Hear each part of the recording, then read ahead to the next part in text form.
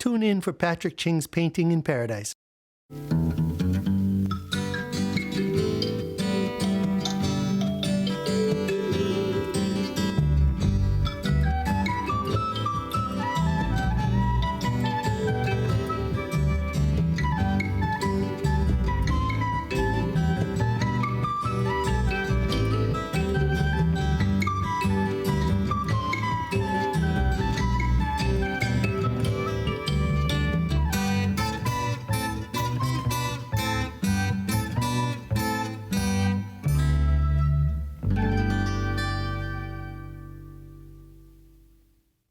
Aloha, I'm Patrick Ching, and thank you for joining me on Painting in Paradise. In this episode, we see the making of a painting called Na'au Aloha. This painting features three beloved sea animals: a dolphin, a honu, and an octopus. First, I'll share a little bit about each animal, and then how to paint them. Enjoy all this and more on this amazingly aquatic episode of Painting in Paradise! A friend of mine I see when I go to Sandy Beach asked me if I would do a painting for him of his family's three favorite animals. Dwight's animal is the dolphin, his wife Chieko's is the honu, and his daughter Hiroyo's is the octopus. So you might say this painting is kind of like a family portrait. Dwight's art form is photography, and you can often see him at Sandy Beach photographing the action in the water.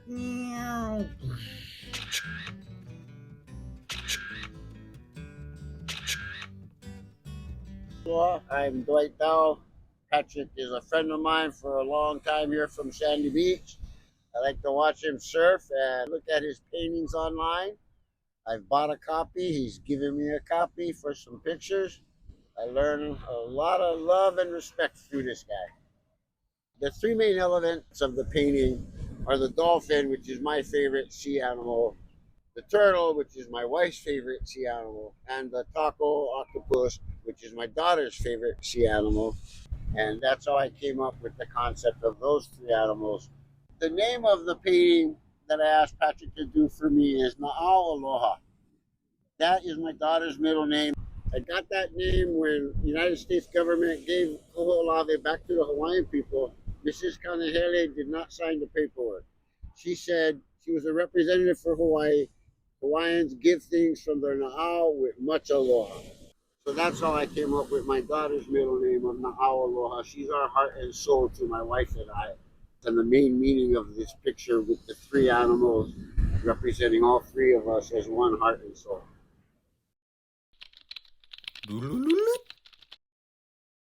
After I design the painting and know where each animal will go, I'll begin painting the background and give them a nice place to live. I'll be using acrylic paint, which is a very durable but fast drying paint. So when I need a lot of colors, I'm going to mix them in little cups. When I got the colors I want for the background, I'll start my painting. My first layer is going to go on fast and furious. I want to do a lot of work while the paint's still wet. After my first layer dries, I'm going to do it all over again. Maybe even 3 or 4 times till I get it the way I want.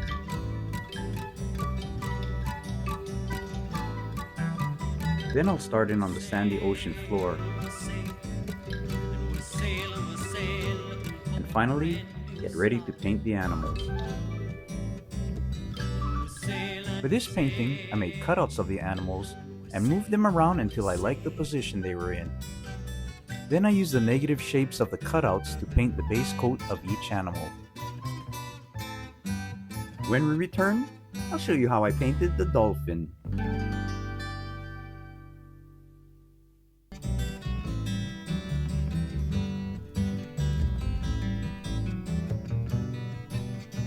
For art, gifts, and lessons, visit patrickching.com.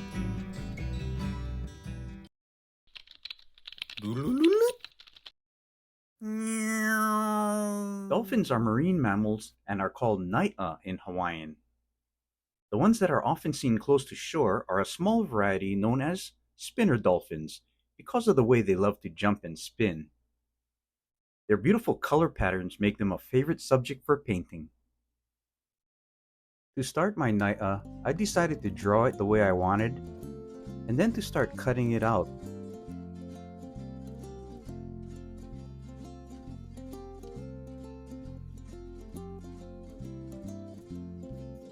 I cut out the three main animals so I could position them where I want.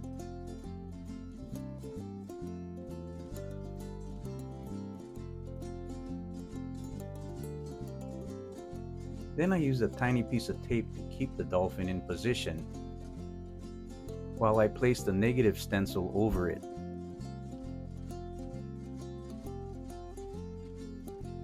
Then I used the negative shape to paint the outline of my dolphin.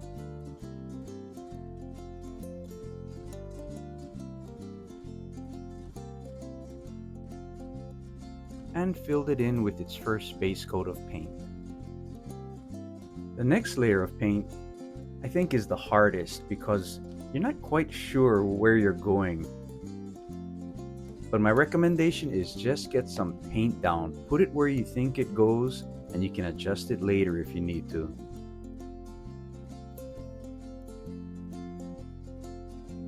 I'll get all my base colors, the light, mediums, dark, and my goal on this layer is just to cover the whole dolphin with paint again. The spinner's dolphins have like 3 bands of distinct color, a darker layer on top, like a medium in the middle, and a lighter one down below. Notice that I like to use reference pictures, but it's very rare that I'm going to find one with the dolphin just in the position that I want. So it's important to draw upon your experience with the animal if you've seen them in nature, or look at all kinds of pictures of them from different angles. That way you can create an animal in any position that you'd like to put it in and not have to worry about copying directly from someone else's photographs. Another thing you can do on your underwater animals is you can put some rays of light, and you can help your viewers tell the shape of the animal by the way the light bends across its body. Now I start putting the dark area where his maka goes. The maka is his eye.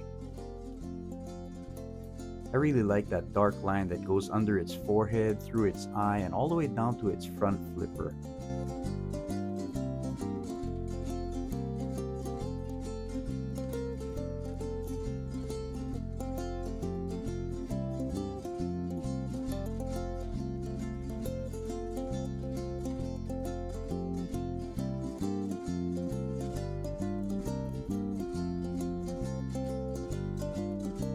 An important highlight to include is the highlight that goes right on the top of the dolphin's beak, which is called a rostrum. When I want to get my brightest or warmest whites, I'll add the tiniest bit of a cream color or yellow to my white, and then I'll place it where I want it to get the most emphasis.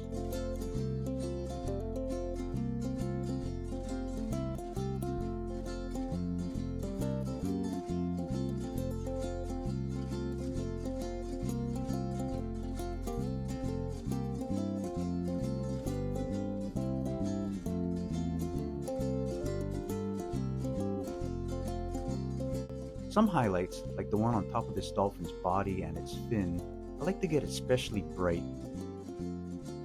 To make the animal look more round and shiny. And finally, add that one last sparkle in the eye. Bing! When we return, I'll show you how I painted the Honu.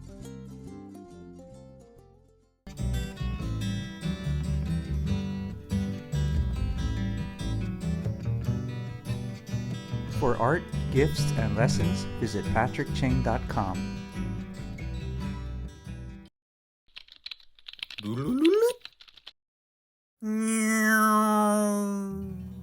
Hawaii's green sea turtle is called the Honu. For many years, Honu did not come ashore in the main Hawaiian Islands because they were heavily hunted and were endangered of becoming extinct. Recently, they've become protected and are now coming up on shore on their ancestral beaches and living among us humans. The beautiful shell of the Honu is made of a material called keratin, much like that of your fingernails. Every section on the turtle's back is called a scoot. To get the right scoot pattern of the turtle, start with a six-sided shape called a hexagon. Put 3 hexagons together and then extend the points out to the edge of the shell. I'll use that cutout to do the base coat of the Honu. Then I'll put another coat of the light area where the sun hits.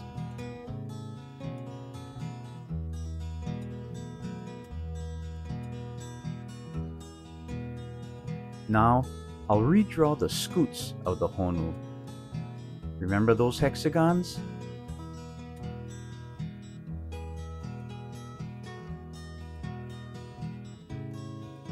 And those lines from the points to the edges?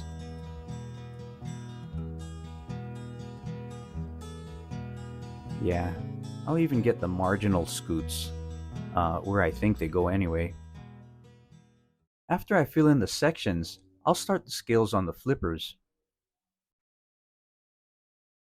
Then I'll start in each scoot section on the turtle's back. I love doing those fan patterns or those sunrise patterns on every scoot. Now to give the marginal scoots more layers. The more layers you put on, the more solid that turtle's shell looks.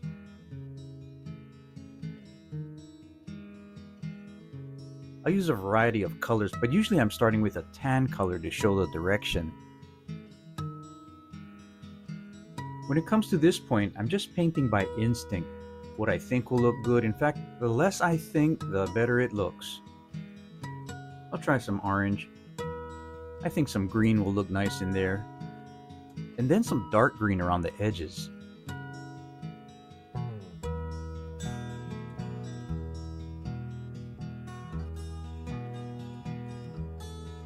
When you're first starting out painting, you're kind of analyzing how you mix every color. After a while, you just start painting instinctually. You may have a dozen colors in front of you and not know how to explain why you're using what, but your experience will help you get it done. So how do you get experience? Start painting! Notice that the scales on the leading and trailing edge of the sea turtles are bigger, and they're going to need more than one coat.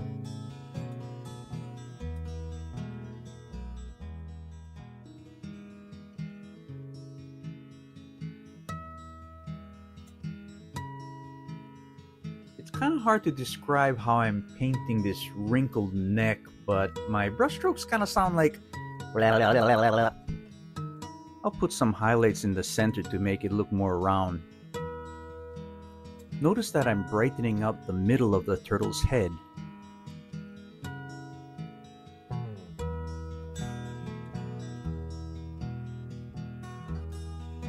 And the lower and upper eyelid.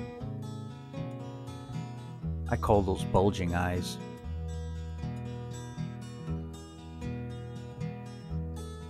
I'll get the trailing edge of that front flipper a bit lighter. Now I'll put more color inside of those head scales.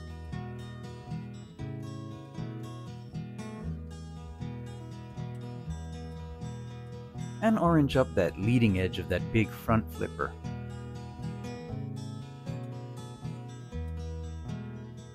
Can't forget to dot the I. Bing! When we return, I'll show you how I finished the octopus and the rest of the painting.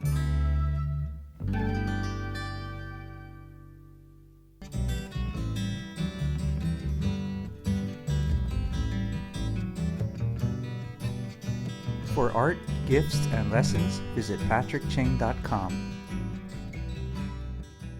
One of Earth's most amazing creatures is the octopus. Here we see a Hawaiian day octopus emerging from a hole. Those 2 dark spots on the side of its head are actually false eyes. When frightened, they leave an ink-filled smokescreen. They can even squirt you with water through their siphon. The octopus are called he'e in Hawaiian, and in Japanese, they're known as tako.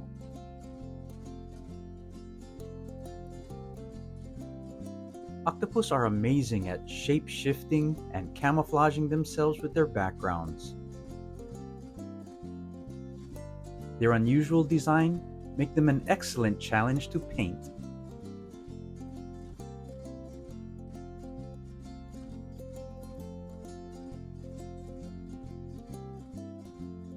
First I'll start laying in my octopus with its base coat, and I'll put him on a rock. Yep, you know this hard part, you gotta get in there and put some color down. I'm trying to cover his whole body with a second layer of paint. Some dots, just put things where you think they're gonna go. Remember, to finish anything, first you gotta start. I like these kind of orange legs. Add some nice color to the painting against all those blues. And then start to work on certain sections.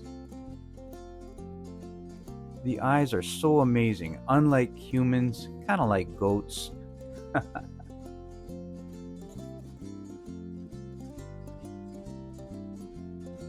Now I'm trying to put the textures of the octopus and just getting started with some shadows. I'm sure gonna build it with layers, wrinkles, finger smudges, whatever it takes. I start the shape of some of the suction cups.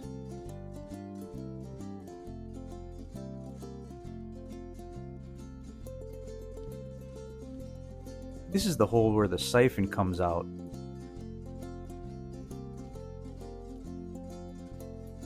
And there's that false eye under its real eye.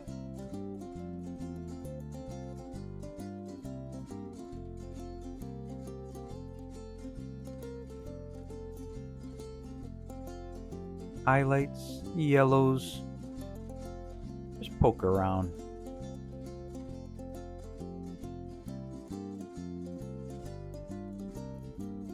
Now I start the suction cups. Yep, that's the fun part. They got 2 rows of suction cups under each arm. Thought they were called legs at first, but no, they're called arms. And each one of those arms got another brain in them. Yes, it's highly technical,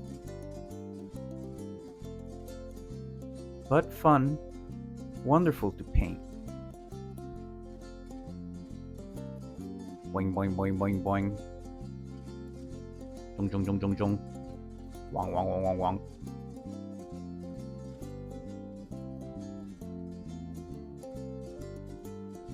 Spots where you don't think there's going to be spots. It just takes a lot of understanding to get to know this animal. And in painting them, you get to understand them a lot more.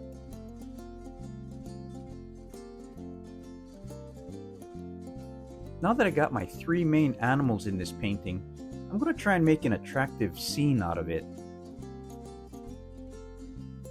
I want to make it seem like you're looking up through the top of the ocean's surface, and you see some ripples and you see some reflections, and it just helps add some horizontal lines and kind of contains this picture. I'm also going to add some dolphins in the distance, and they'll do a few things. One is they're going to keep this dolphin company, because you usually don't see a dolphin swimming by itself. Yeah, it's got a pod, friends, family. So they're off in the distance, and that's what else it does. It creates distance in your flat surface. So I'm trying to give the impression that there are other things in the water far away.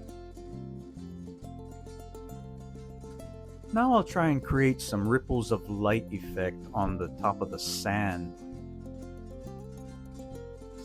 You can use sand colors, and you can use little aquas and phthalos on this. Yeah, I like the way the light plays on the sand.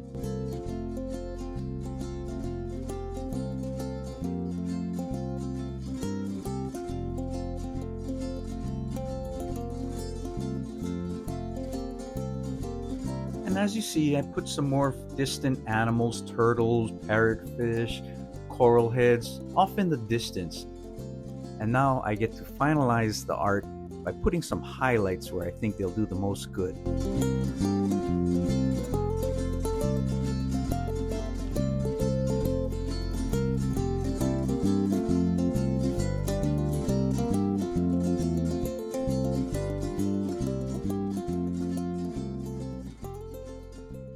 Thank you for joining me on Painting in Paradise.